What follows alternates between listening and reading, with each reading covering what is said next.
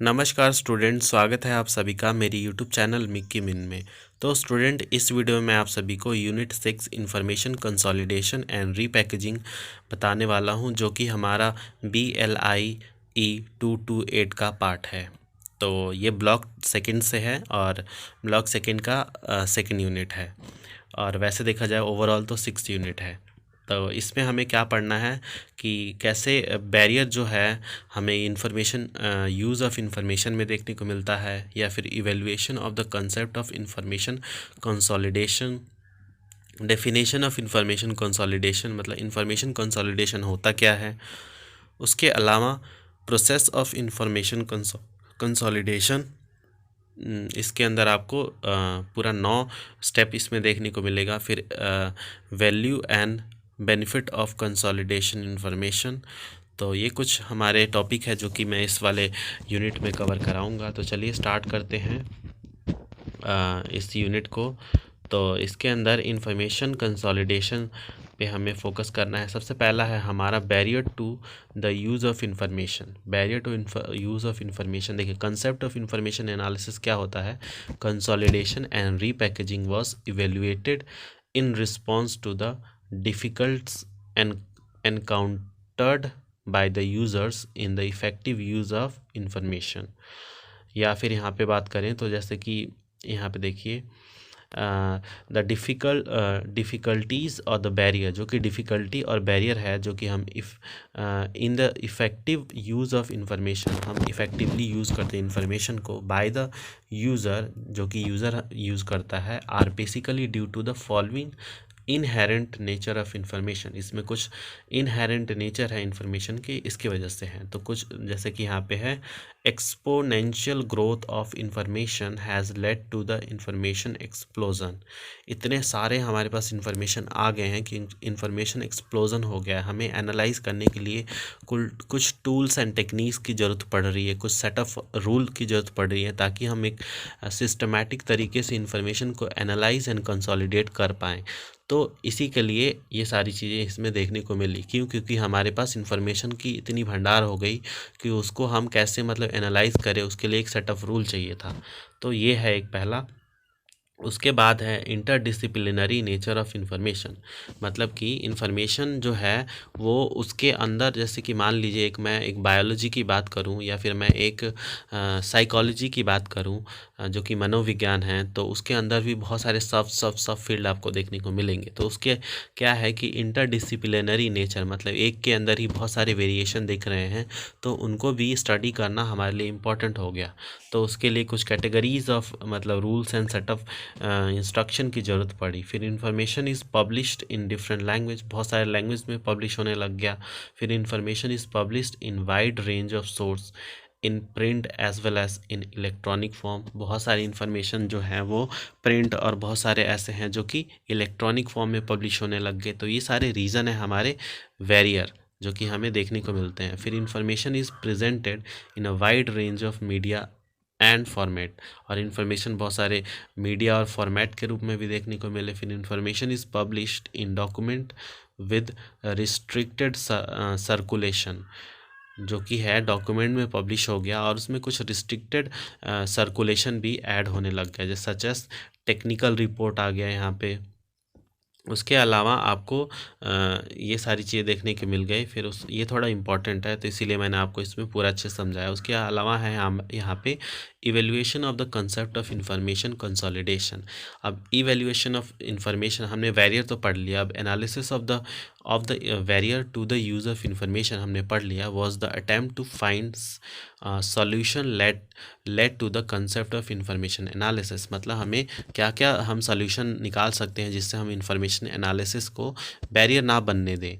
Consolidation and repackaging of information. Further the idea of consolidation information come from the discussion on the information problem in developing country, मतलब कि ये idea कहाँ से आया, जो कि हमारे जो भी डेवलपिंग कंट्रीज़ हैं उनके डिस्कशंस के बारे में, जितने भी डिफरेंट कंट्रीज़ हैं उनसे आया। फिर the number of United Nation organization has been actively seeking solution from the information problem in developing country, मतलब कि जितने भी डेवलपिंग कंट्रीज़ हैं उनमें इंफॉर्मेशन तो जनरेशन एक तो प्रॉब्लम है ही कि ज़्यादा लोग जो हैं वो उतने वेल एजुकेटेड नहीं है, तो इन्फॉर्मेशन उतना जनरेट नहीं हो पा रहा उस लेवल तक, और जो भी हो भी पा रहा है तो उसके लिए कुछ सिस्टम नहीं बना है जिसके द्वारा हम चीज़ों को एनालाइज एंड सिंथेसाइज कर सके, उनको कंसोलिडेट कर सके। तो इसकी वजह से ये सारी चीज़ें हमें देखने को मिली।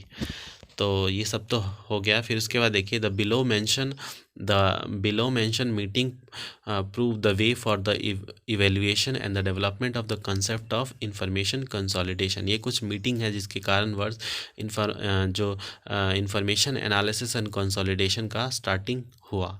तो ये एक बार देख लें। देखिए ये सब मैं ऐसे ही बता रहा हूँ ताकि, क्योंकि ये सारे एग्ज़ाम में तो देखने को नहीं मिलेगा, but being a library student you must know each and every जो भी यूनिट है उसमें क्या क्या खास चीज़ें हैं। तो उसके अलावा चलते हैं और नीचे फिर आता है हमारा definition of information consolidation. Information consolidation की डेफिनेशन की बात करें तो ये हम इसमें जानेंगे। The more comprehensive definition of consolidation information was formulated bye, यहाँ पे देखिए बुड्स, जिसके यहाँ पे देखिए is the public knowledge specifically selected, analyzed, evaluated and possibly restricted and repackaging। देखिए बहुत मतलब हैवी टर्म यूज़ किया गया है, तो मैं आपको इसको थोड़े सिंपल तरीके से आपको समझा देता हूँ कि इंफॉर्मेशन कंसोलिडेशन होता क्या है।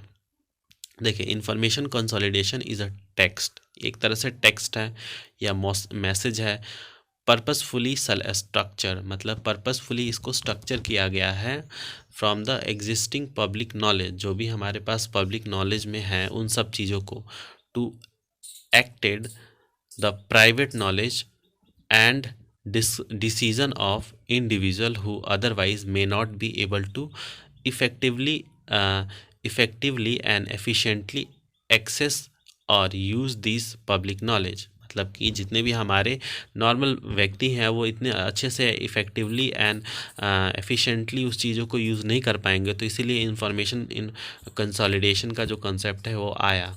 फ्रॉम द ओरिजिनल अमाउंट और in the original structure and form, जो भी ओरिजिनल अमाउंट है, जितनी भी ओरिजिनल स्ट्रक्चर है उनमें से। तो ये आपको समझ में आ गया होगा। तो देखिए यहाँ से मैं आपको बता दें, जैसे पब्लिक नॉलेज, यहाँ से ओरिजिन हुआ चीज़ों का, फिर प्राइमरी सोर्स बना, फिर सेकेंडरी बना, फिर उसके बाद कंसोलिडेशन ऑफ इंफॉर्मेशन हुआ, प्रॉब्लम्स, डिसीज़न, यूज़, ये सब बन के, मतलब ये सारे चीज़ें होके हमारा इंफॉर्मेशन कंसोलिडेशन हुआ। ठीक है, तो ये पूरा इसमें था। उसके अलावा देखिए प्रोसेस में तो मैं आपको बता दिया कि कुछ 8-9 प्रोसेस हैं जिसमें आपको देखने को मिलेगा प्रोसेस इंफॉर्मेशन कंसोलिडेशन की ये हुआ कैसे। The basic process associated with information analysis and consolidation activities are listed below. ये कुछ मतलब बेसिक चीज़ें हैं जो कि आपको देखने को मिलेगा, जैसे कि स्टडी ऑफ पोटेंशियल यूज़र, ये तो हमने और इससे पहले वाले यूनिट में भी बताया था कि जो भी हमारा पोटेंशियल यूज़र है उनको स्टडी करना, उनकी नीड को स्टडी करना। फिर सिलेक्शन ऑफ इंफॉर्मेशन सोर्स, कौन कौन से इंफॉर्मेशन सोर्स हैं उनको सेलेक्ट करना, इवेलुएट करना, एनालाइज करना, फिर रिस्ट्रिक्ट करना जो भी चीज़ें हमें ज़रूरत नहीं है, फिर पैकेजिंग करना, डिफ्यूज़न करना, और लास्ट में फीडबैक देना, जो भी हमने किया उसका फीडबैक देना। तो ये पूरा प्रोसेस आपको इसमें समझ में आ जाएगा। तो एक बार आप लोग इसको ज़रूर पढ़ें। मैंने आपको शॉर्ट तरीके से बता दिया क्योंकि इसी तरीके से आपको इनमें देखने को मिलेगा और कुछ खास नहीं है। जैसे study of users from the information consolidation, मतलब हमारे जो भी यूज़र हैं उनको स्टडी करना, उनकी नीड को स्टडी करना, वो सारी चीज़ें इसमें आपको देखने को मिलेंगी। तो जैसे कि मान लीजिए मैं आपको बताऊं, इसी की बात करूं तो हमारे यूज़र ग्रुप की भी स्टडी करना, जैसे कि बहुत सारे हमारे यूज़र हैं जो कि रिसर्च एंड डेवलपमेंट से रिलेट करते हैं, जो कि हमारे साइंटिस्ट हो गए, इंजीनियर हो गए, प्रोफेशनल्स हो गए। बहुत सारे ऐसे लोग हैं जो बिजनेसमैन, मतलब अपनी खुद की बिज़नेस में हैं, तो उनको अलग तरीके की नीड है। जो बहुत सारे ऐसे हैं जो कि डिसीजन पॉलिसी मेकिंग में बिलीव रखते हैं, मतलब उससे रखते हैं। फिर टेक्निकल लाइन के हो गए, कम्युनिकेशन, एग्रीकल्चर, बहुत से एन नंबर ऑफ़ फील्ड आपको देखने को मिलेगा। तो तो क्या है, इन सबको रीपैकेजिंग करना एक तरीके से, ये सब स्टेप में ही आता है। आप मतलब किसी एक ऐसा चीज़ नहीं बना सकते जिसको बोले कि नहीं भैया आप सब इसी को यूज़ करो, तो this is not possible. You have to मतलब select your audience so that they can use the information, given information effectively and efficiently। अगर वो चीज़ें मतलब कंडेंस फॉर्म में, डिस्टिल्ड फॉर्म में आप देंगे, और सबसे बड़ी बात कैटेगराइज क्लासीफाइड तरीके से आप करके देंगे, तो उनको आसानी होगी जो भी इंफॉर्मेशन हम प्रोवाइड कर रहे हैं उसको सीक करने में। नहीं तो उनको भी वो भी इंटरेस्ट नहीं रखेंगे। तो हमारा काम क्या है एज अ लाइब्रेरियन, कि हम जितनी भी चीज़ें हैं उनको सिंप्लीफाई और जितना मतलब बेसिक मैनर में सिंपल तरीके से उनको प्रोवाइड करें, वो हमारा सबसे बड़ा मतलब एम है, ताकि वो हमारे हम जो दे रहे हैं उनको प्रोवाइड करने की कोशिश कर रहे हैं, वो उसके लिए ईगर रहें, वो उसके लिए मतलब ऐसा ना करें कि वो रिस्ट्रिक्ट करें अपने एक्शन को। तो आपको ये सारी चीज़ें उसमें देखने को मिलेंगी। तो स्टडी करना यूज़र ग्रुप को ये बहुत इम्पोर्टेंट मतलब होता है। और ये सारी चीज़ें आप एक बार देख लेना, और इसमें कुछ खास है नहीं। फीडबैक में वही लास्ट में आपको एक फीडबैक देना होता है। फिर value and benefit of consolidation information. इसके वैल्यू एंड बेनिफिट ये तो आते नहीं हैं, इसको आप चाहें तो स्किप कर सकते हैं।